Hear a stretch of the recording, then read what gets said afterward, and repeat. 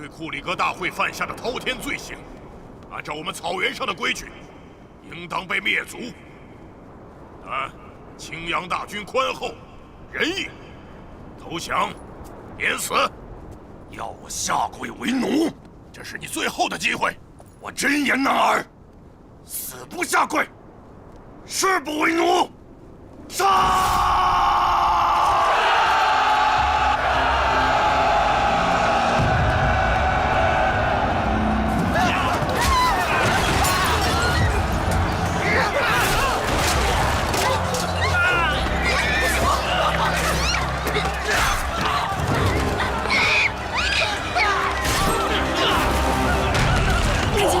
别跑散了！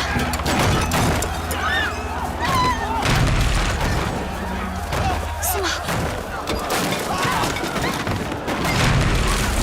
司马，你的刀带了吗？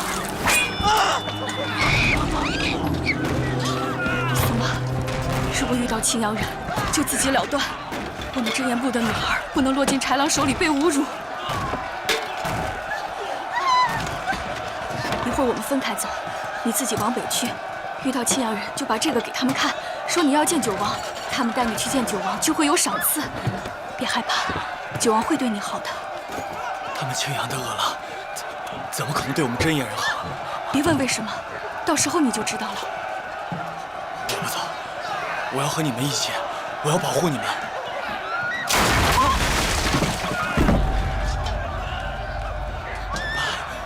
母妈。 看到了吗，阿苏拉？好好活下去，因为已经有太多人为你而死了。走，走，走。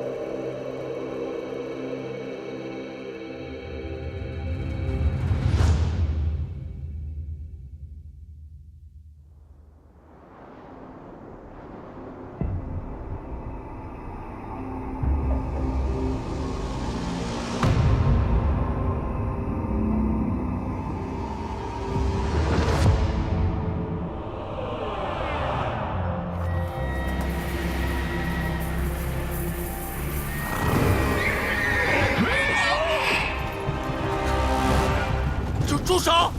世子，世子，世子别怕，世子，世子，我们已经在回北都城的路上了。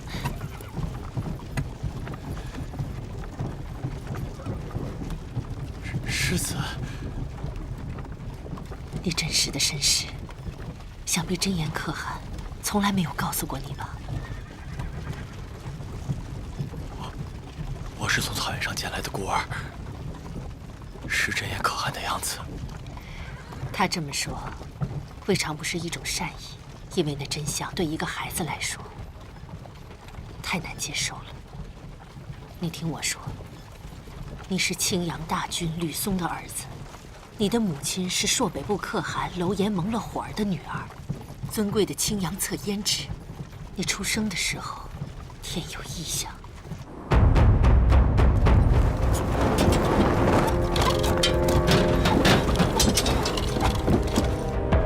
太阴县世，胭脂怀的是灭世的灾星啊！灾星不除，暴雪不止。请大军将灾星祭天，一指天怒。灾星祭天，一指天怒。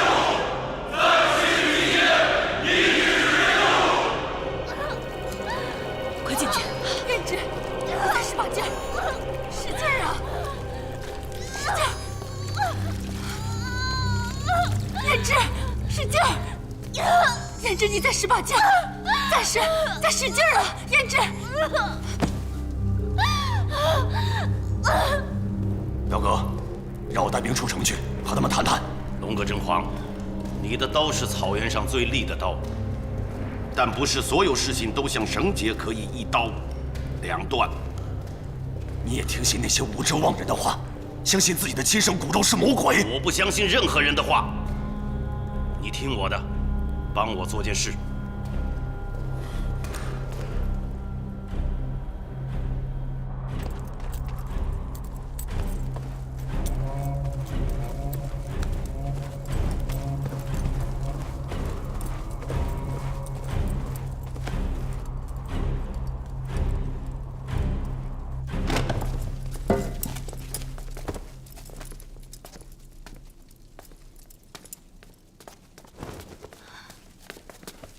大军，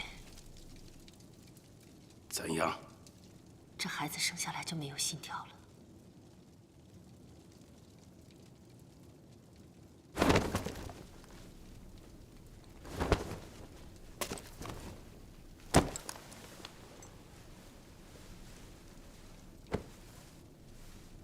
勒摩，这个孩子是天神没有给我们，天神要把他带走。不，你们要杀了他，你们每个人都要杀了他。勒摩，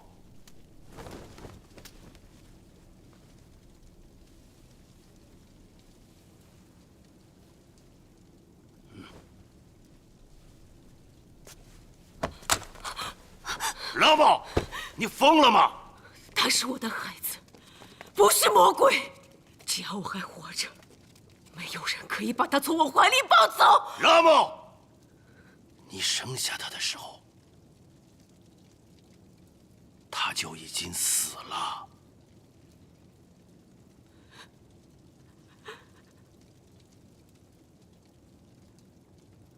我要给我的孩子喂口奶。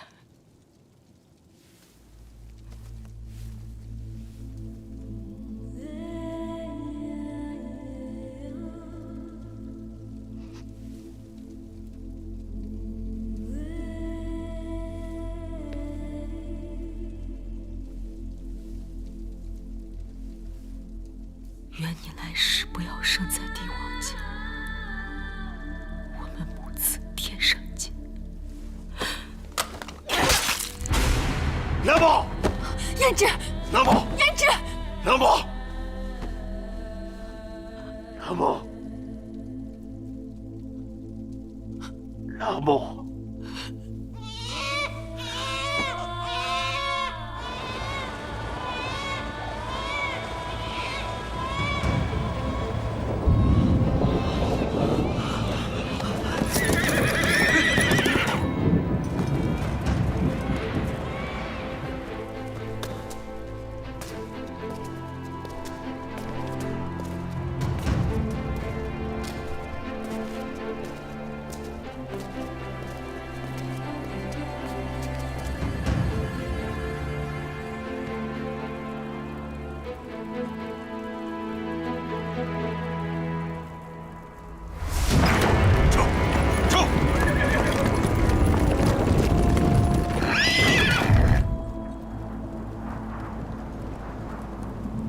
大军把你送到真言部去抚养，可是人的身世是不能改变的。按照咱们草原上幼子守夜的规矩，你就是青阳的世子，是未来要继承整个草原的人。不可能，青阳部是草原的恶狼，就是他们派人灭的我们真言。倩姐姐和苏妈，他们在哪儿？世子，你和他们不是一类人。龙哥沁死了，宋麻也已经是奴隶。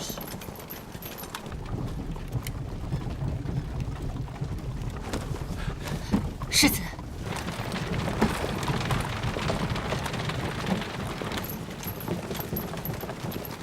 停车！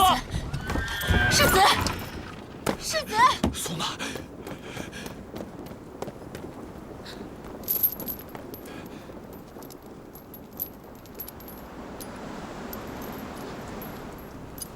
世子，世子，他们只不过是一群被灭了族的奴隶罢了。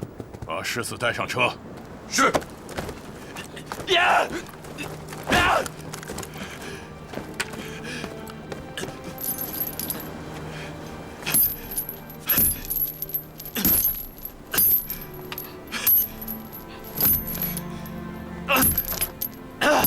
王爷，这些都是世子从小一块玩到大的玩伴呢。世子，要记住，真言已被灭族，青阳才是你的家。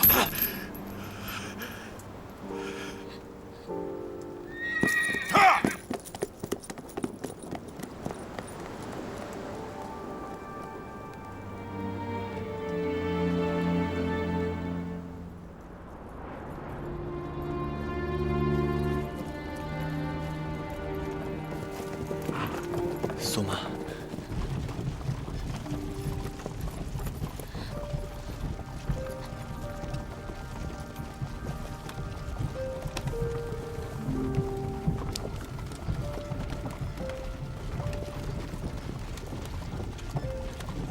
别担心，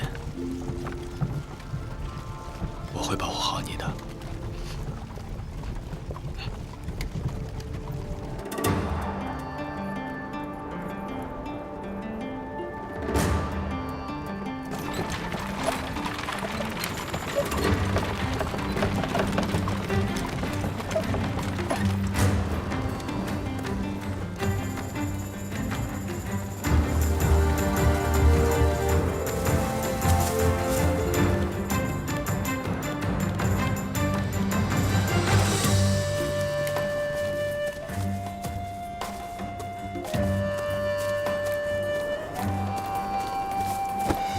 拜见大军，承蒙大军托付，得胜而归。这便是逆贼龙哥真皇的刀。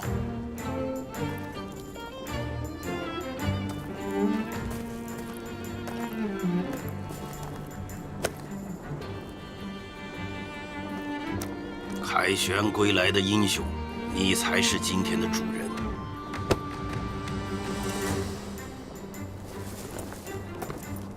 阿苏勒呢？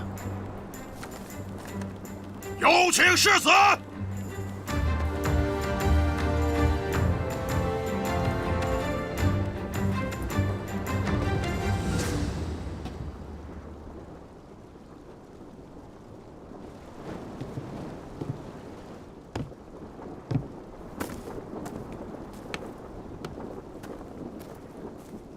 大军，他可能在战场上受到了惊吓，还没恢复过来。会被战场吓着的孩子，那是懦夫。你认识我吗？我是你阿爸，青阳的大军。你不是我阿爸，我是真言的阿苏勒，是龙哥真皇的儿子。哼，看来真是给吓着了。大军，嗯，大军，今天是九王凯旋归来的好日子，又有了那么多的奴隶，灭真言部各家都有出力，也都有损伤。是不是趁着这个好日子，把这些奴隶分给各家，让我们也沾沾这凯旋的喜气吧？把奴隶们平分了。多谢大军，奴隶是我们家的，可瞧我们家奴隶，苏玛不是奴隶，脸上有烙印的，不是奴隶就是畜生。苏玛不是奴隶，他们都不是奴隶。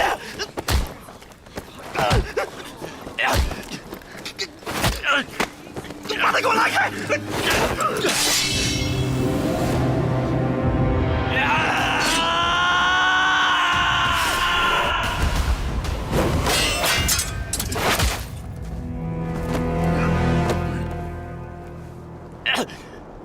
想杀青阳大军，死罪。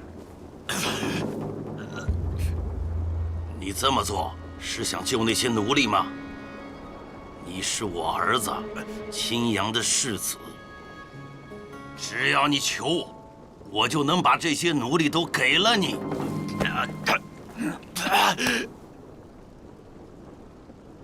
你心里就没有把我当你的阿爸，是吗？我是直言部的阿苏勒，是龙哥真皇的儿子。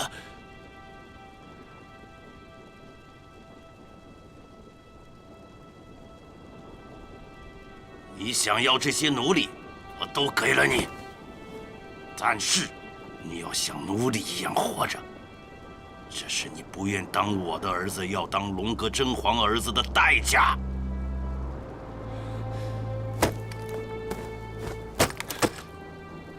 男儿腰间没有刀，你什么事都干不成，更别说你还想保护别人。这是龙哥真皇的刀，拿下它，当你的奴隶王。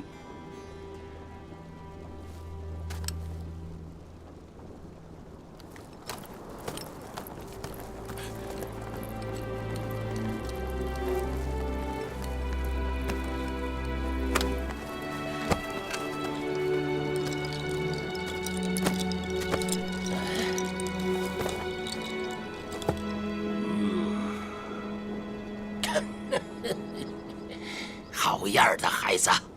在北都城敢这么跟大军说话的人，就属你和我了。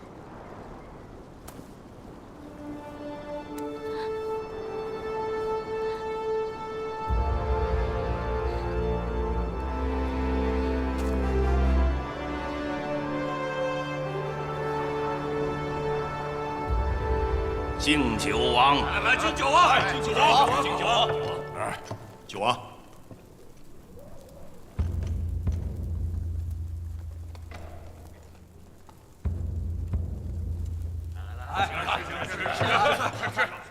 大军，今日酒王完成大业，凯旋而归，库里格大会的叛徒真言部也被肃清，真是我们庆阳部的大好日子。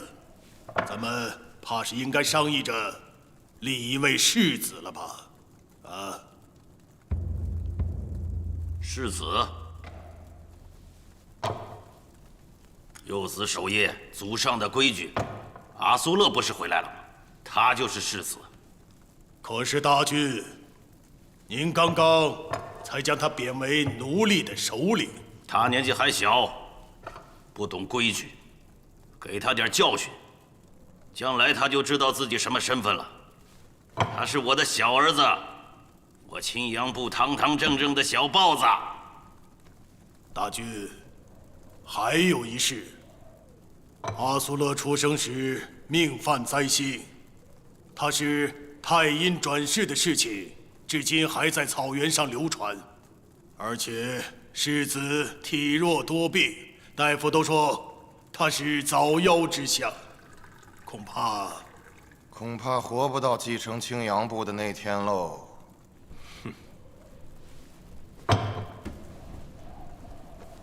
看来你们不是随便说说，今天是有备而来啊！我知道你们在替谁争。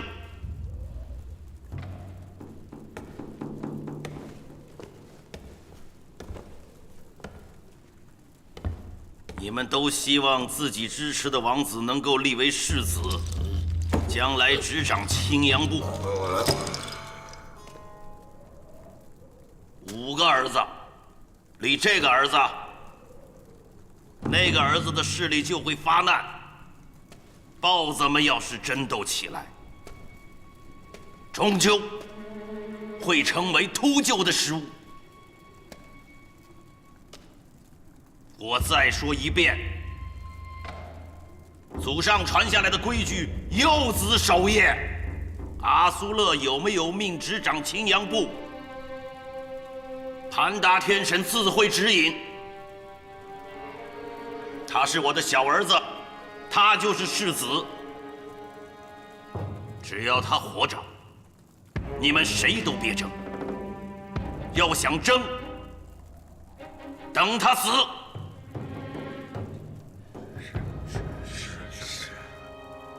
世子，换新衣服吧，您身上的都破了。来，我来。阿苏勒，先换上吧。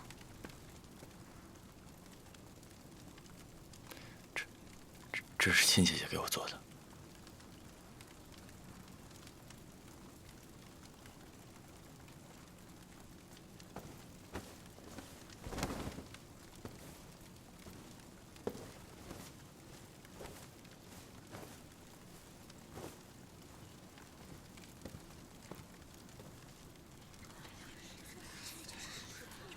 这就是咱们的世子啊，看起来比羊羔还弱。哎呀，他算是哪门子世子啊？他是灾星，他一出生啊，他身边的人会重死。你们胡说什么呢？赶紧走！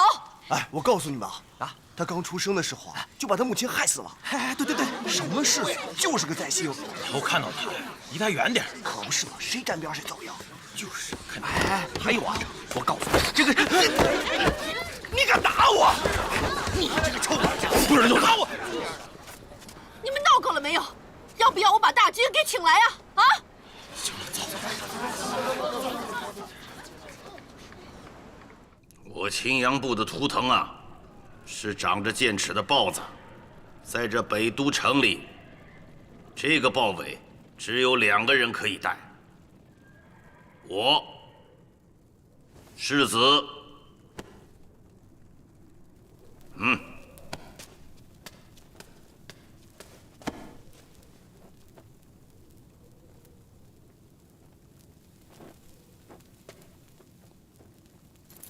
我青阳部自古以来的规矩就是幼子守业。你是我最小的儿子，就是草原未来的大军。龙哥真皇有没有告诉过你，我为什么给你起名为阿苏勒？阿苏勒，在我们青阳的古语里，意为长生。阿爸希望你能长命100岁，将来你能统治这片草原，长治久安。如果你还有这个理想，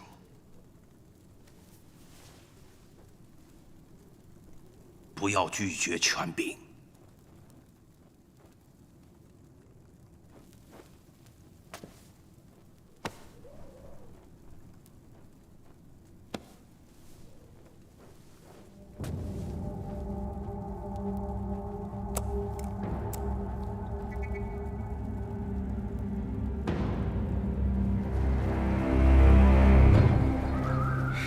大军，你不该来参加一个逆贼的葬礼。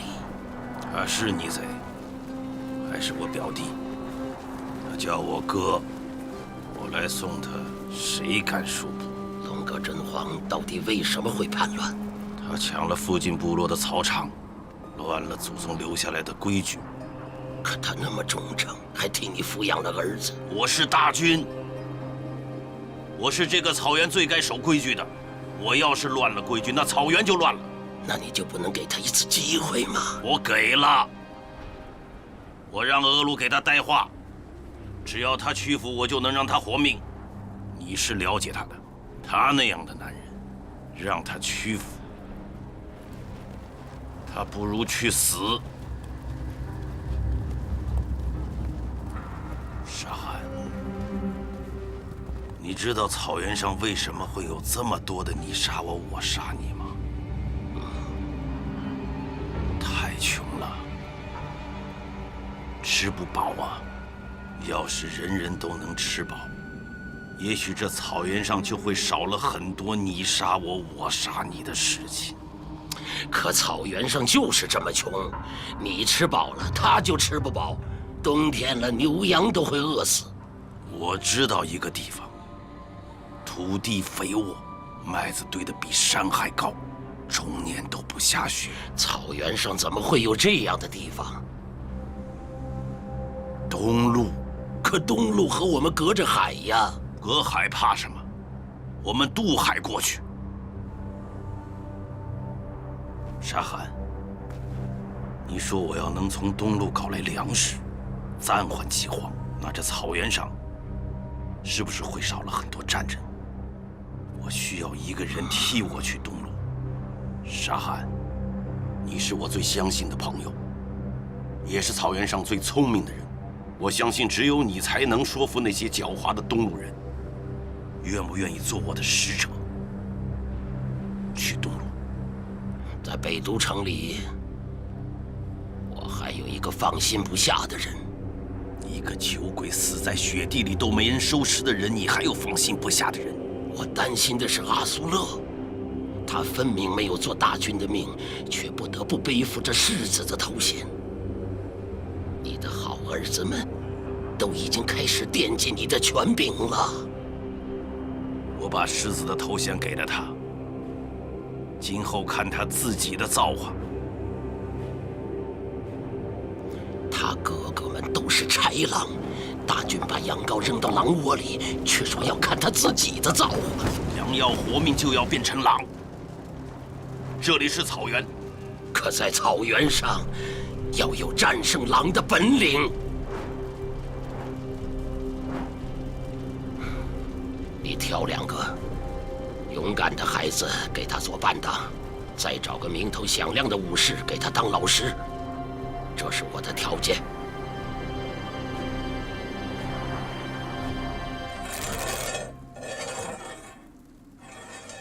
有人说天地广阔，可男儿能容身之处不过3尺刀背之后。刀术就是杀人术，学刀就是学杀人。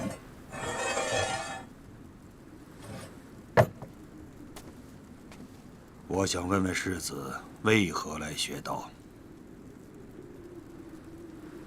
当时真言不被灭族的时候，要是我的手立起握起刀，那亲姐姐可能就不会死。你是为了救人而学刀？是。铁言铁叶，从今天起，你们就是青阳世子的伴当，你们也要用你们的血来报答主子的恩情。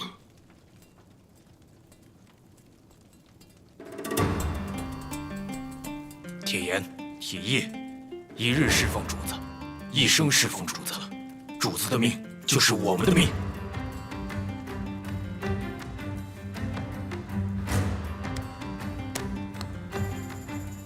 同生，同死。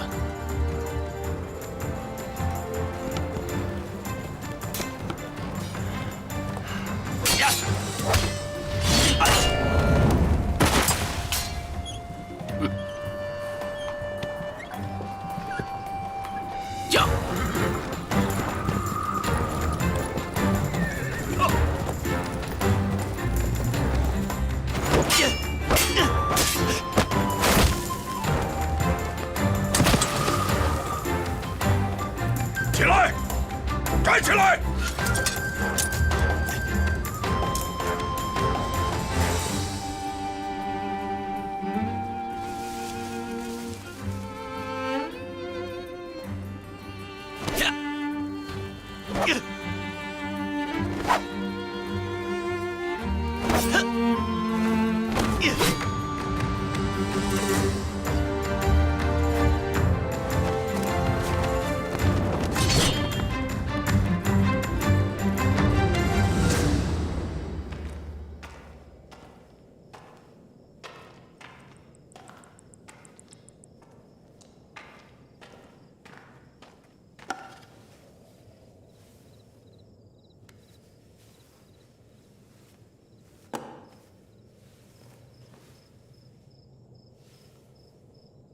你已经很久没来了。世子回来了。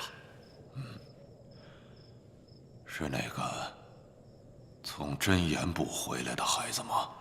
是的，殿下。带他来见我。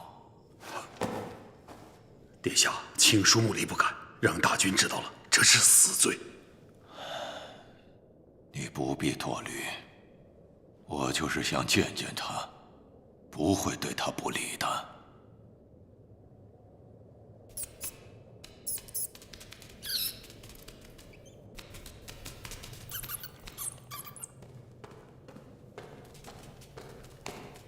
八呆，八呆，回来，回来！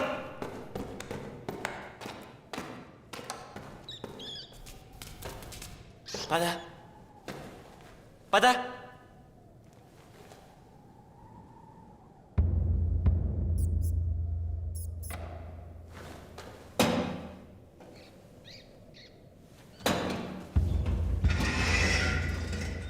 八呆。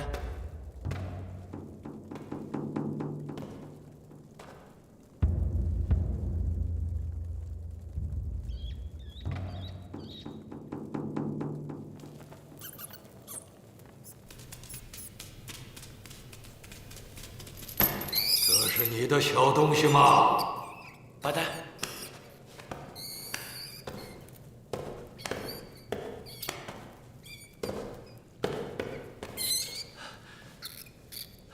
谢谢爷爷。他叫八呆，是我养的小飞鼠。你叫我爷爷？爷爷怎么会在这儿啊？我还从来没听说过北都城有这样的地方。这叫地牢，在北都城有很多这样的地方，这里关的都是犯过错的人。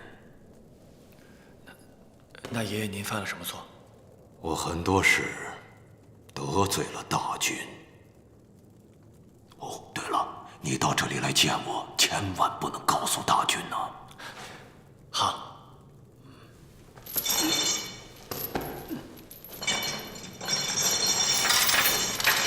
孩子，叫什么名字？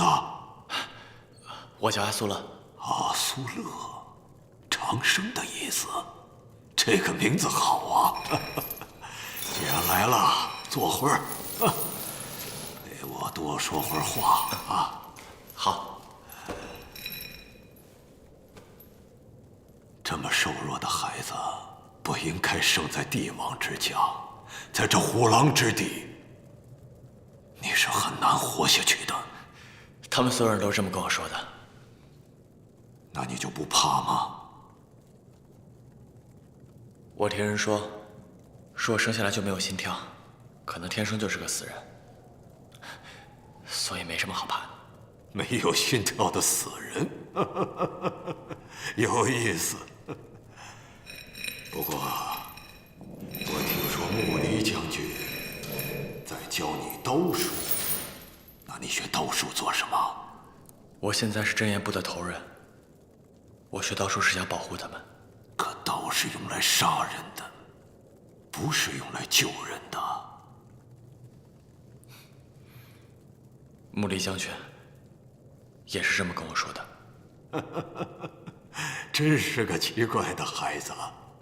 既然你怀着这样的心思，那我就有件礼物要送给你，它叫大劈之刀。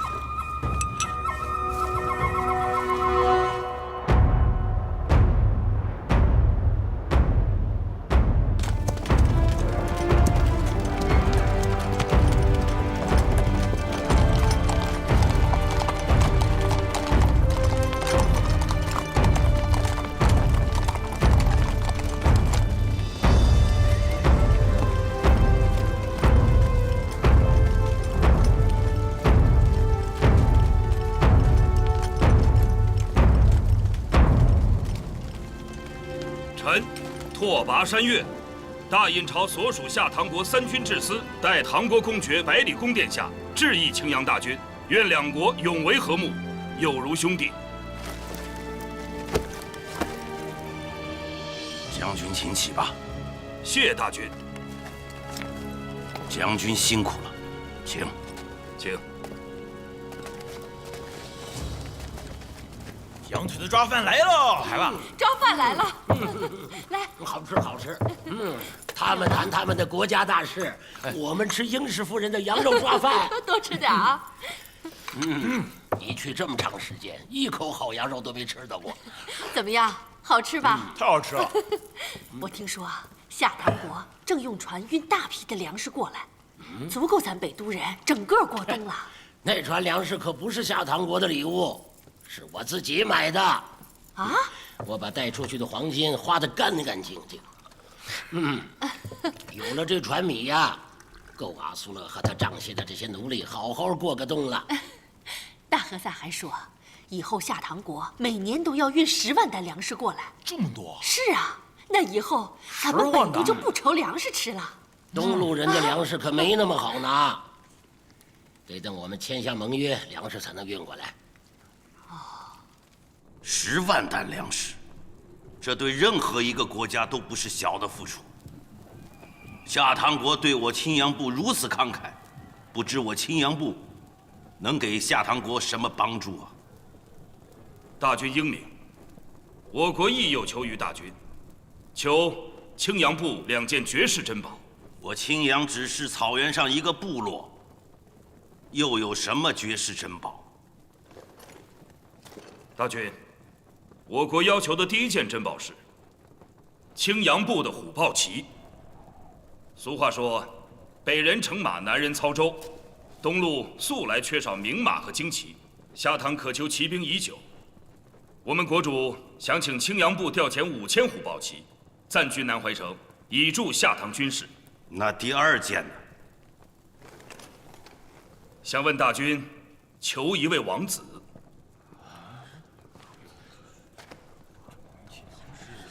我的儿子。魏正盟好，下唐愿意把一位郡主嫁给青阳的一位王子，并请王子驾临敝国。敝国将教这位王子东路最完备的军政知识，将他培养成大军最出色的左右手。下唐国的意思是我们兄弟当中有一人要去做人质，不是人质，是贵宾。我国国主还会把自己的独生爱女嫁给这位王子，也就是说，他将会是下唐国唯一的驸马。待学成之后，下唐国愿以黄金1000斤、鱼鳞钢10万斤、大船50艘作为嫁妆，送郡主夫妇返回北都。我们国主相信，有这位王子在，盟约定能维系100年。拓跋将军，我的4个儿子都不情愿去东路，不如我把选择的权利交给将军。将军心中可有合适的人选？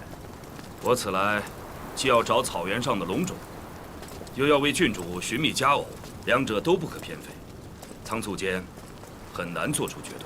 那就多住几日，好好为你们的郡主择婿。谢大军恩典。微臣还有一事请问。人人皆知，大军有5个儿子，为何年纪最小，也是最尊贵的那位世子一直没有露面？是说世子并非可选之人吗？我说过了，选择的权利交给将军。不过世子阿苏勒身体孱弱，才智武功都比不上他那几位哥哥，我恐怕将军会失望。这样，再过几日，兽群会路过我北都城，是狩猎的好日子。我请将军与我们一起去火雷原狩猎。到了那里，或许将军能看到，谁是我们青阳部未来的雄鹰。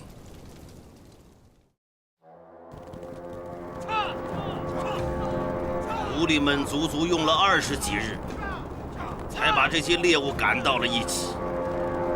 一次盛大的狩猎，收获的猎物啊，也只够我北都城的冬天1城的口粮。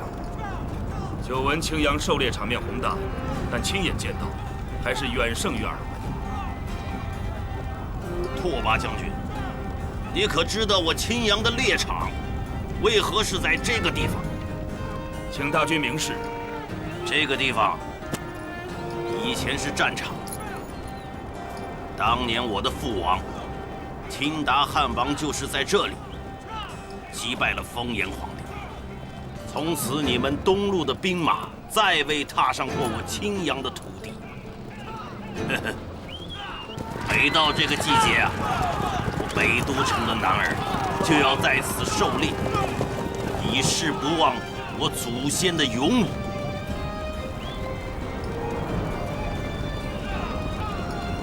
击鼓传令，就地扎营。是。走。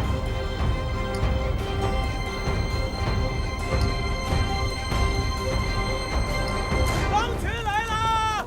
豺狼来了！狼群来了！狼群来了！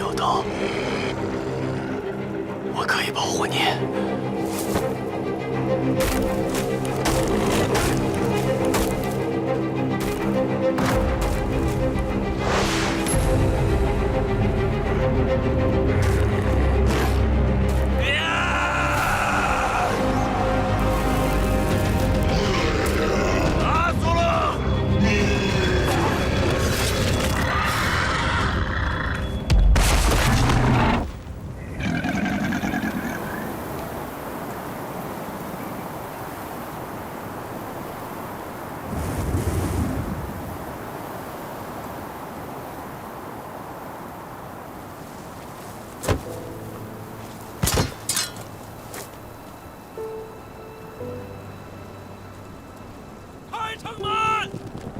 开城门！开城门！开城门！开城门！开城门！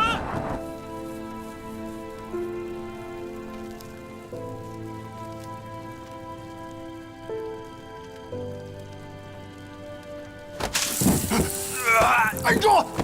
按住！按住！按住！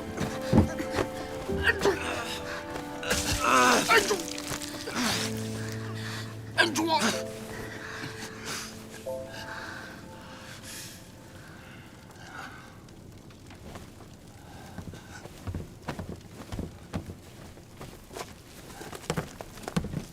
怎么样？大军，世子的病，只怕是血绝。血绝？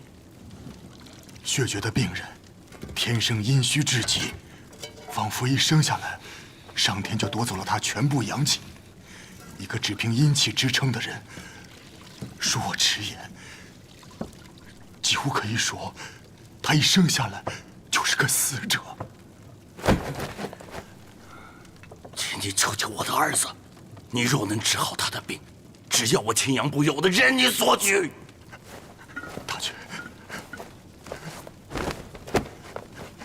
大军，血绝是血症中的绝症。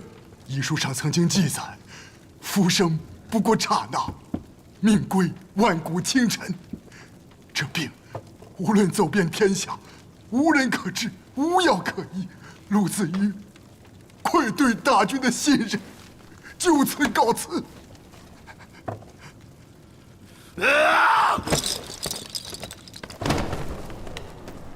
世子怎么样了？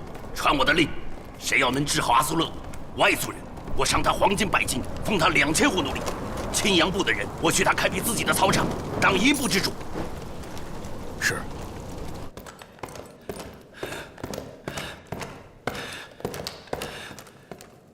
是你，你才是阿苏勒真正的刀术老师。我亲眼看见他一刀劈死了一只白狼。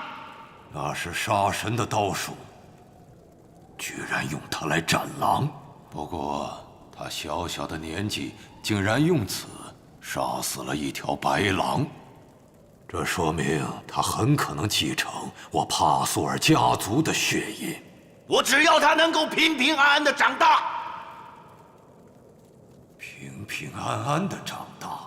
我不希望他成为你这样的东西。你不希望没用，因为在他的身上，早已经流淌着我尊贵的青铜之血。那是魔鬼之血。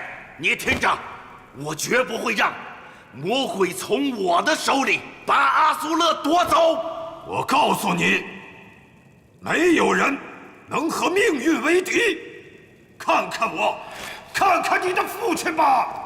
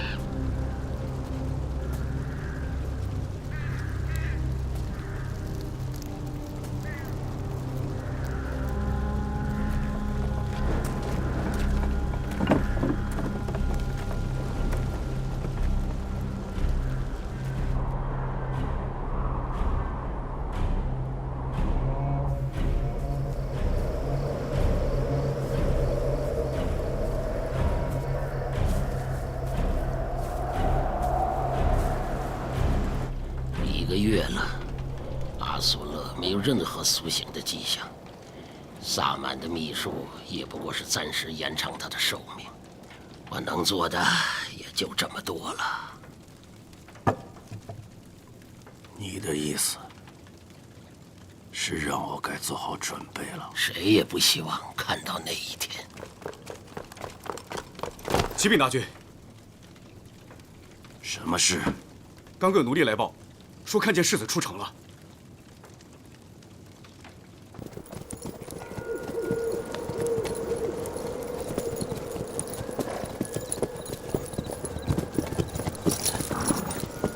沃勒尔，你看，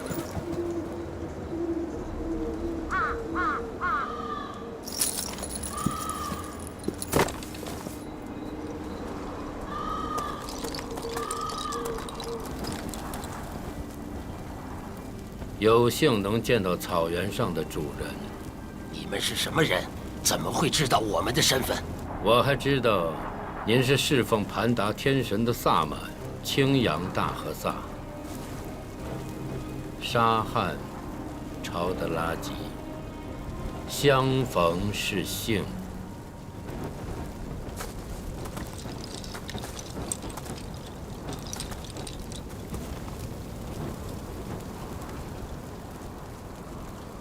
我们是方外之人，世子的病情应该有办法可治。血绝之症靠草药也无法医治。你知道血绝之症？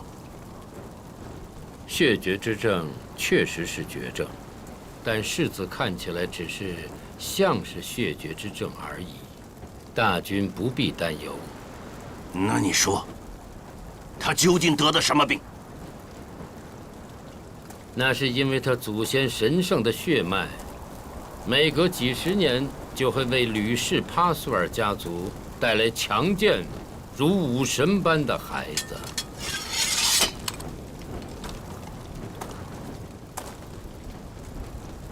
这是我们家族的秘密。这世间的秘密到最后永远都不是秘密。当然，我也是偶然知道的。世子眼下的状况，就是因为他继承了那强大的血统而又不完整。如果让一个孩子非要继承一个强大的血统，那只会危及自身。我倒有一个办法，可以救世子一命，但不得不压制这世子身体里那强劲的血脉。你要是能治好他的病，要多少钱我都给你。你都准备好了吗？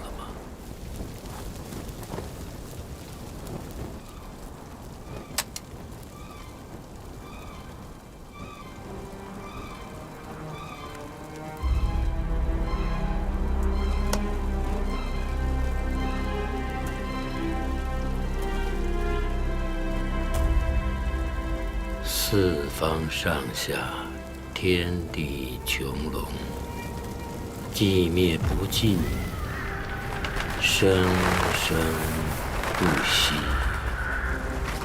那是秘仪之境，空虚之阵。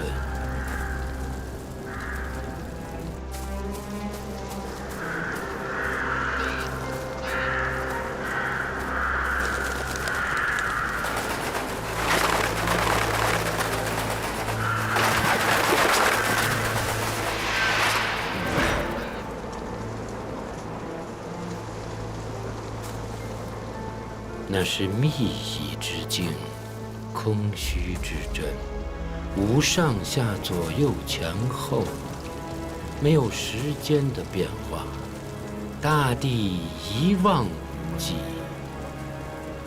这样的境对于人类来说，你再怎么奔跑，也没有边缘。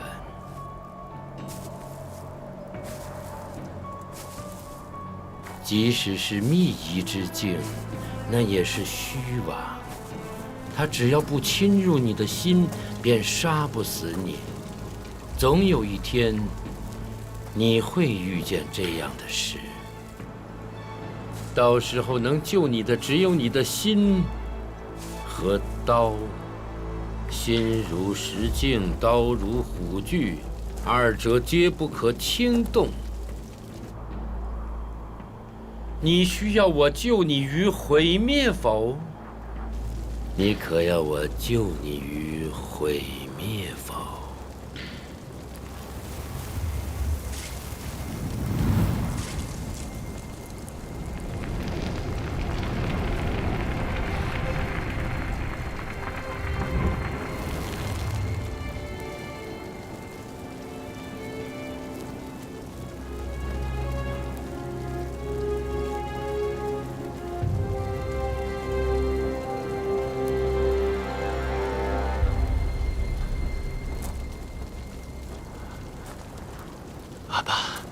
阿苏勒，阿苏勒，阿爸，所幸没有辜负了大军的期望。只不过这种秘术只能暂时压制住世子心中那强大的血脉。我想告诉你的是，24岁仍然是他的大劫。若到了那个时候，还没有治本的方法，世子的性命也还是堪忧的。我的孩子，你的魂将永远不朽，你将永远行走在天空上，与星辰同命。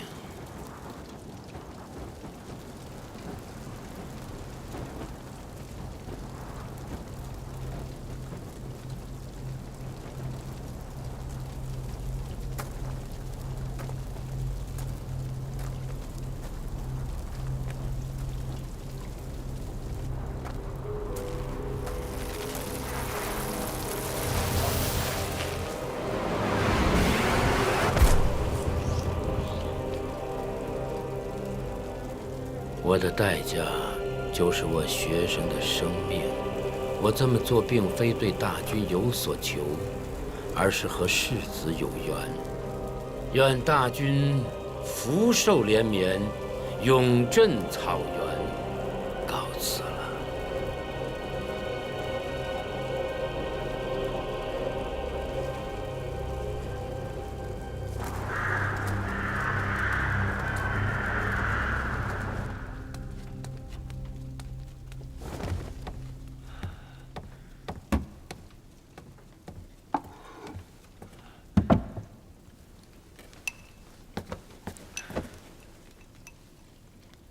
大军到！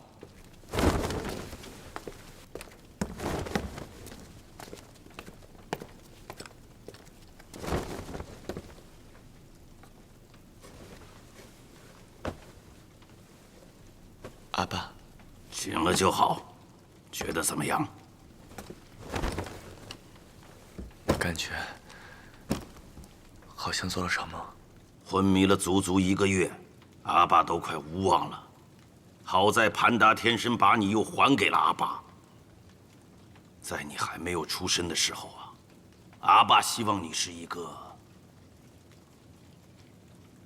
英武不凡之人，因为只有这样的人，才能接掌青阳部。可当阿爸看到你的时候，阿爸高兴的是，你长得像你阿妈。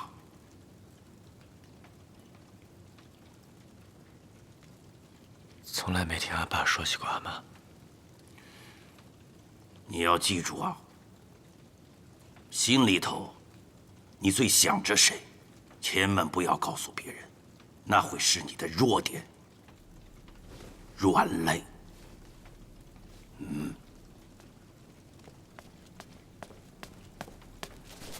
禀报大军，拓跋将军在外面求见。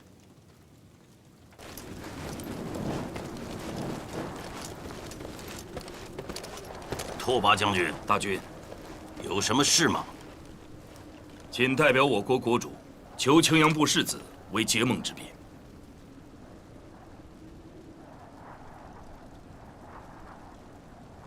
大军，微臣曾听说过一个传闻，说吕氏帕索尔家是青铜之血的家族，每隔数代都会生出天赋绝顶的武士。他们挥刀的时候，仿佛是天神的手在帮他们回刀。青铜之血，那都是牧人间的传闻罢了。一刀之中能杀死白狼的，就连我也做不到，岂不正是天神的手在帮世子回刀吗？大军，恕微臣直言，我们不能等太久。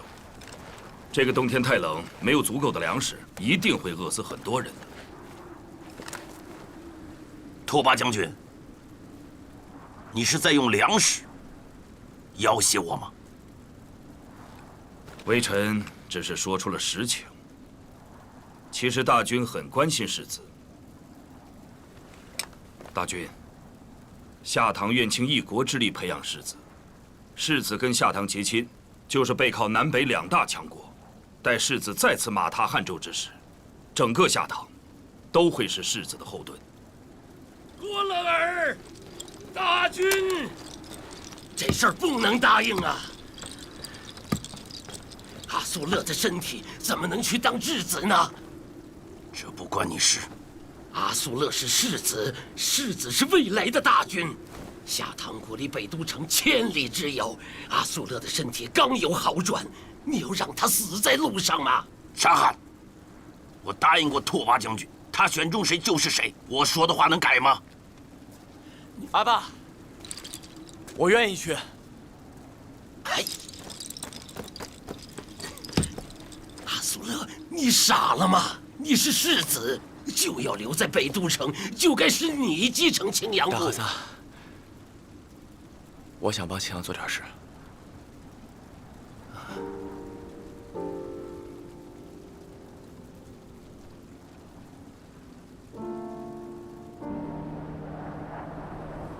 当年我和你表叔龙哥真皇，经常来这儿钓鱼。他钓鱼的本事比我强，收获总是比我多。我知道阿爸每年都会来这里祭拜，可还是阿爸灭了真言部。有些事啊，现在跟你讲，你也不会懂。等你自己经历的事情多了，自然就明白了。东路有天下最好的大夫。是，阿爸。我听说东路有种秘术，专用人的名字起咒。到了东路，阿苏勒的名字就不要用了。我给你起了一个东路名字，吕归尘，万物归尘，概莫能外。吕归尘，儿子记住了。这一走，不知道我们什么时候还能再见。没什么想对我说的，我倒有件事要问问你。从真言部回来的那一天，你用刀指着我，是真想杀了我？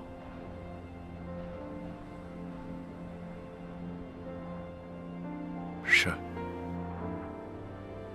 如果我不那么做，我对不起真言阿爸。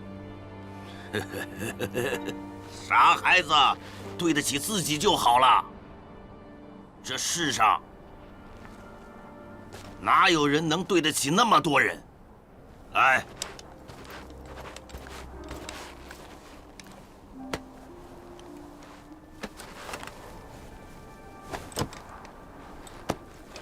我给你那把隐月做了一把新刀鞘，我是要你记住，刀术虽是杀人术，可刀鞘是人心。有刀鞘的刀，才能保持锋利。谢谢阿爸。男人的告别，这样就可以了。明日我不送你了。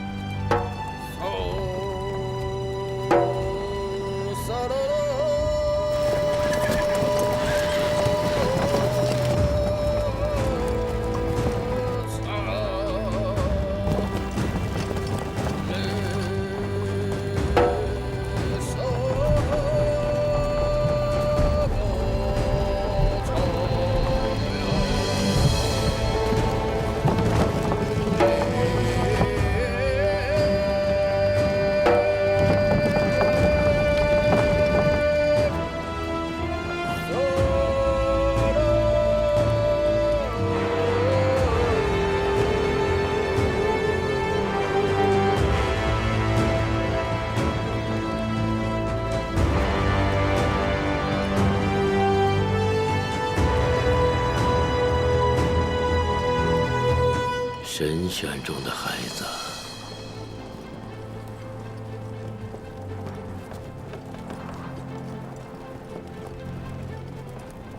我们还会相逢。